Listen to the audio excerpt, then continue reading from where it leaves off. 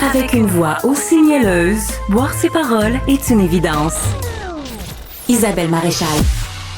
On parle des enfants de la DPJ. Pourquoi? Parce qu'on en profitait pour prendre ce moment ce matin pour rendre hommage à une petite fille, la fillette de Granby. C'est ainsi qu'on la surnomme.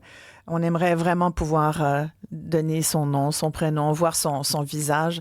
Ça nous fait réfléchir. Les enfants sont pas tous égaux. Quand ils meurent, il y a des enfants qui meurent dans des accidents profondément troublants. Je pense aux deux petits-enfants, Jacob et Maëva. Là, il y a un procès en ce moment là, du chauffeur d'autobus. Et je trouve, et hier, on voyait qu'il y avait des témoignages là, de la famille, des proches qui ont été capables d'aller lire des mots d'enfants et des mots des proches en cours. Et je trouve que c'était tellement touchant, puis c'est nécessaire pour les victimes. Puis les victimes, il y a des victimes collatérales. C'est pas juste les parents, c'est tout le monde. C'est évidemment les parents, la famille, les frères et sœurs qui restent. Il y a même pas de mots. Je peux même pas imaginer leur douleur. Personnellement, je vous en parle, j'ai les larmes aux yeux. Parce que je trouve que ça n'a juste pas de bon sens. Mais la petite fille de Granby, on n'est même pas capable de lui voir le visage, on n'est pas capable de la nommer. Je sais, Nancy Audet, que toi, ça te touche aussi.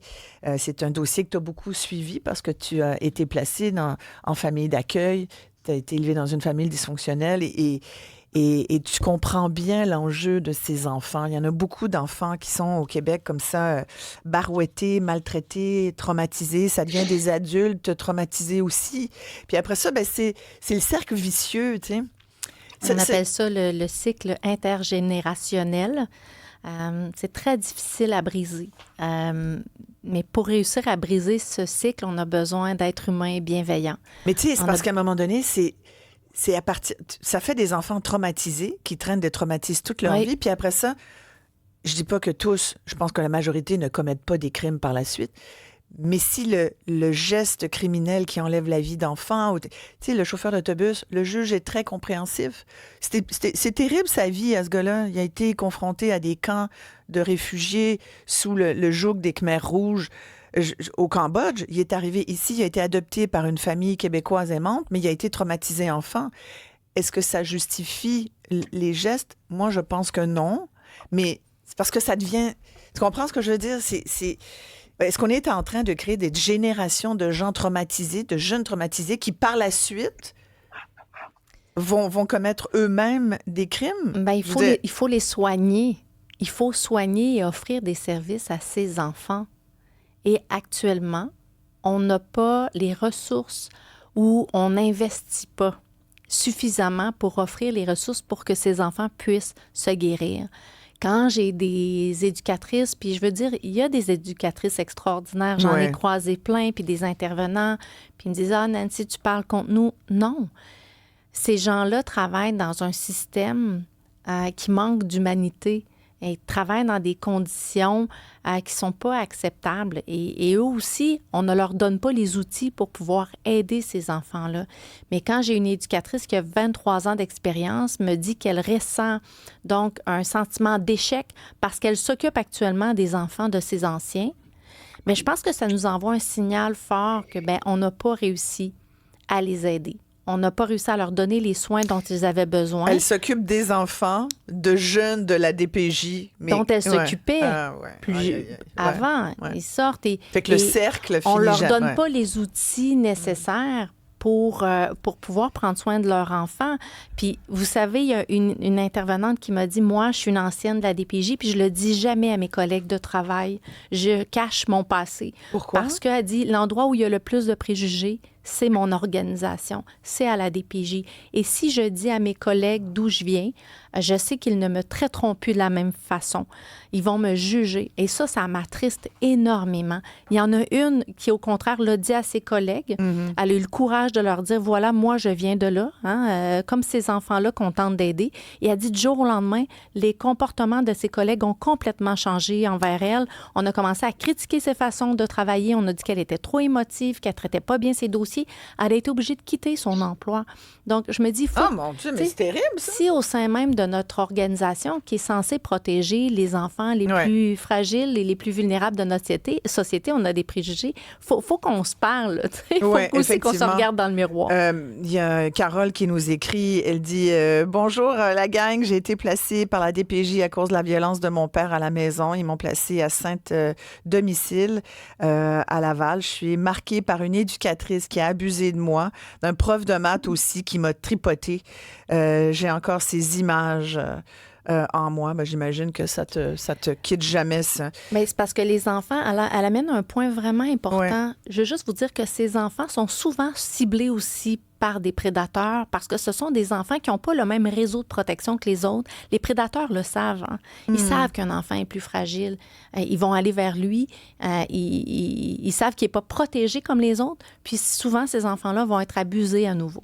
Kelly qui dit c'est impensable ce qui se passe avec nos jeunes abandonnés. Un autre qui dit toutefois, il y a aussi de belles histoires. Je suis présentement dans l'avion en direction de Walt Disney avec un petit coco de 11 ans qui est placé chez moi depuis 3 ans. Puis on sent beaucoup d'humanité, d'amour dans cette phrase-là. C'est sûr qu'il y a des belles histoires. Heureusement, ça nous rassure quand même parce que sinon, sincèrement, ça serait atroce. Maître Mylène Leblanc, avocate en droit de la jeunesse. Mylène, en conclusion de notre discussion de ce matin, bon, il y a la question des fouilles à nu, des fouilles complètes. Vous avez dit tout à l'heure, c'est urgent qu'il y ait un moratoire. Ce n'est pas ce que le ministre Carman a dit. Il a plutôt dit qu'il prochainement, il y aurait des nouvelles directives. Ça, puis pelleter par en avant, c'est la même affaire. Qu'est-ce qu'on peut conclure pour le moment aujourd'hui, à la lumière de notre discussion? Ce qu'on peut conclure peut-être pour le moment, il y a un aspect à repenser sur, parce que je reprends les thèmes que vous avez pris sur la confidentialité qu'on accorde à ces enfants-là. Cette confidentialité sert effectivement la stigmatisation puis mettre le spot sur un passé pas super qu'ils ont, mais cette confidentialité-là, ça les rend anonymes. Les enfants anonymes, ça leur permet pas d'exercer leurs droits, ça leur permet pas de demander rien et ils en ont des droit à la dignité, droit à l'intégrité physique, des droits qui sont reconnus par la Charte. Puis, moi, ce que je veux dire, c'est qu'il y a des intervenantes, je vous dis, là, c'est des brillantes. Il y en a, là, j'ai une admiration. Des fois, là, j'ai l'impression que je travaille en équipe avec, au tribunal, là, je travaille en équipe avec ces femmes-là. Elles sont intelligentes, elles sont d'une aide, elles doivent même parfois affronter leur propre employeur, puis aller contre le courant, puis prendre des décisions. Puis ce que je trouve un peu dommageable, si on peut faire le lien avec aussi ce qui s'est passé à Trois-Rivières pour tout le dossier des adoptions, avec ce que la CDPJ est venue nous révéler, ça aurait été si facile de venir dire, malgré tout, on est désolé. Le système... Ces excuses-là, ben ça arrive jamais, ça. Ça arrive jamais qu'ils disent désolé. Mais ce que je veux dire, c'est qu'on ne pourra pas restituer ces enfants-là et ne serait-ce que de reconnaître que c'est arrivé. Puis, ça m'amène à vous dire qu'il y a une action collective qui a été autorisée pour tous les gestes qui ont été posés en centre de réadaptation. Puis, on peut inscrire les jeunes. Donc, s'il y a des avocats, s'il y a des gens qui pensent que les enfants seraient éligibles, les enfants de la DPJ puis des enfants du système, il y a une action collective là, qui est en cours depuis 2022. Donc, je voulais quand même partager l'information. Tout à fait. Il y a Daniel de Marieville qui me dit, moi, j'ai eu l'occasion de voir la petite fille de Granby. C'était par inadvertance, quoi qu'il en soit. J'étais totalement sonnée. C'était un véritable petit ange. C'est encore difficile pour moi de penser à elle et à ce qui lui est arrivé. Brigitte de Lévis qui dit « Les victimes d'agressions, d'abus, les jeunes contrevenants ne devraient pas subir le même traitement, ne devraient-ils pas être hébergés dans des endroits distincts? » Ça, c'est un très bon point, Brigitte. Merci de nous écouter, d'ailleurs, de Lévis. On va conclure là-dessus, Nancy, mais ça a été déjà mentionné plusieurs fois dans l'histoire, dans la foulée de l'histoire de Cité librairie à Laval, où là, on voyait qu'il y avait des jeunes contrevenants qui avaient eu des rapports sexuels avec des jeunes éducatrices. Il n'y avait pas de grande différence d'âge. Il y en a même une qui a été enceinte, au moins une. Bref, ça c'était il n'y a pas si longtemps, il y a une couple de mois là, qu'on parlait de cette histoire-là. Puis il y a eu même une émeute à un moment donné. Bref, on s'est rendu compte qu'il y avait peut-être des enfants qui étaient avec d'autres jeunes puis qu'ils ne devraient pas mélanger ces jeunes-là. On mélange les clientèles. Ouais. Et il ne faut pas faire ça. Je croise des messieurs aujourd'hui de 35-40 ans puis qui me disent « Moi, j'ai été en centre jeunesse, puis j'ai été mélangée avec Ouais. des jeunes contrevenants. J'ai appris plus de comportements là-bas violents que j'aurais jamais pu apprendre ça ailleurs. Donc, il faut qu'on cesse de mélanger ces clientèles-là.